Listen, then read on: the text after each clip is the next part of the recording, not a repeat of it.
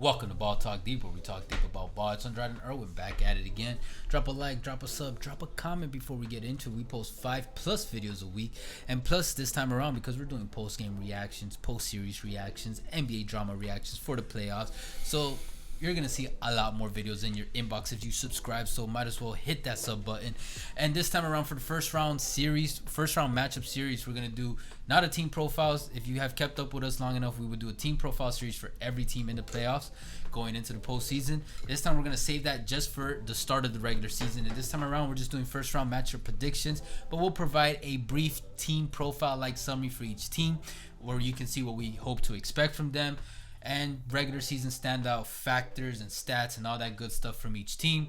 And then later on for second round matchup predictions, you'll see us be able to actually focus on those same things but in more relevant performance, stats, drama, all that in real time, because we will be able to actually see how they perform in the first round and moving forward. Yes, sir. And moving forward, man, as you guys already saw in the title, we're talking about the Boston Celtics and the Brooklyn Nets. And before we get to it, guys, Ptd Stats time. Let's go. All right, guys. Btd Stats time. 2020-21 Brooklyn Nets stats are: points per game, 118.6, second in the league. Opponents' points per game, 114.1, 21st in the league.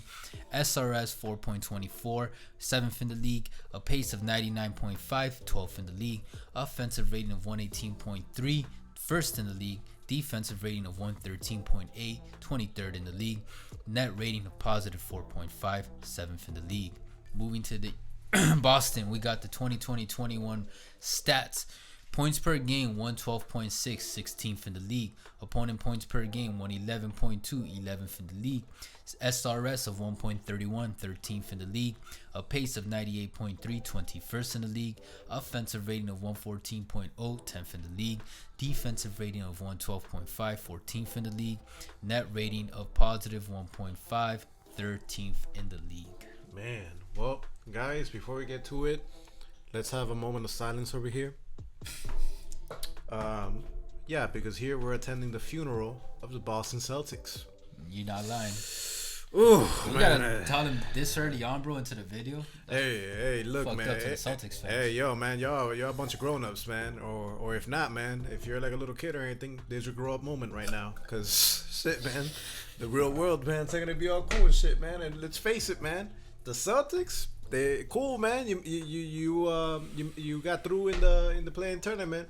For the right to get your ass kicked by the Nets. That's exactly what's going to happen. Celtics fans knew, and everybody knew, that once Jaylen Brown went down, this was just not going to be their year. But let's focus on the Nets first, because they're the higher seeded team.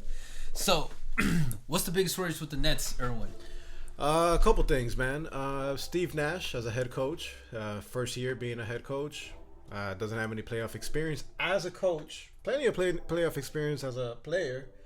Second thing as well is, and you're probably going to touch upon this, is their three-headed monster in KD, Kyrie, and Harden have barely been together on the floor. That's my biggest worry, bro. And you want to know a fun fact about that? And you want to know what the thing I want to throw? The injuries? No, not only that. One of the assistants for Steve Nash is Andrade's boys. Yo, shut Mike D'Antoni. That's like his favorite boy. It's overrated like, coach. It's like above Luka, like of his boys. Definitely not. If you guys didn't right now, Mike D'Antoni is exactly where he should be, assistant coach. That's a great job for you, bro. This man just hates not D'Antoni. A head coach. He's a great regular season coach.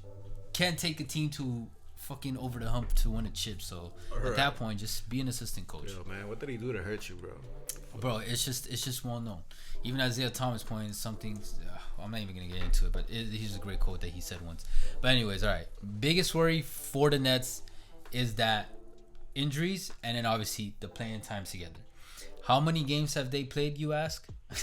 A whopping drum roll. Yep. 8 games. Now here's a funner fact. I don't even know if that's a word. Man, yeah, I don't know. We're just making up words over there. On BTD Dictionary. Yeah, fewest games a championship team's top 3 scorers have played together in a regular season is 10. And that team was the 2000 and 2001 Los Angeles Lakers with Kobe Bryant, Shaquille O'Neal, and Derek Fisher. So can the Nets pull off the title without playing a whole lot of games together? Yes, it's possible. A lot of things are possible theoretically. Yep. But a couple of things to keep in mind with that stat. One, the Nets have played even fewer games than that. And while it's just 2, think about this. Fisher, Kobe, and Shaq had played together before and won a championship the year before, the year that they did that stat. And so that by the time the year that they had only played 10 games together, they had already proved that they could work well together in the regular season and obviously the postseason. So that's something that KD, Harden, and Kyrie do not have because this is their first year playing together. Maybe they played more pickup games together, I'm sure. But another thing that I want to point out is, I'm going to go off on a limb here, but I think it's safe to say that as great as KD, Harden, and Kyrie are individually, I want to say it's safe enough to bet that none of them individually were as dominant as Shaq was back then. Of course not. So, with all that being said, if in today's time, they're still the greatest trio in the league right now with the highest potential. And they do have a couple of things against the Celtics that work against the Celtics besides the talent and stuff. And I guess we'll just use this to transition to the Celtics. To transition to the Celtics, man. The Nets are fortunate enough to practice on a Celtics team that is missing their second best player, in Jaylen Brown, and have little rest because they are just coming off a play-in tournament W, so they have less rest and already a stacked team against them. Yeah, but they're a fairly young team, so if anything, they could go. It helps. Yeah, it helps. I mean, but it's still something to keep in mind. Yeah, look, man, with the Celtics, no disrespect, Jason Tatum, he seems like he's turned on the switch. That guy's walking bucket, can light you up at 50 whenever he fucking wants to. They're gonna need. I wouldn't say it's whenever he wants not whenever he wants to, but almost at will. When it comes to that, they're gonna need that Tatum every single game if they're gonna make this. See, that's the thing. Even if Tatum rises to the occasion like that, and Brad Stevens coaches his ass off, because I think we could both agree right now he's the better coach out of these two, Nash and Stevens. Yeah. And even the Celtics are firing on all cylinders, and they're doing some crazy shit. And I don't know, Kemba goes for like 52. I just can't see them overcoming a stacked squad in the Nets with a trio like that. And even if they were hypothetically lose one of the trio, two superstars, and even if they lose 2 out of the 3, one of those superstars, I'm sorry. And let's keep in mind, even if the Celtics had Jaylen Brown, a healthy Celtics team against a healthy Nets team, nobody's gonna pick the Celtics over the Nets. Bro, losing Jaylen Brown, if they had just a done deal. If they had Jaylen Brown, I'd give him a small chance to pull an upset. Yeah. But the Celtics played to boost their ratings by being in the playoffs a little bit longer.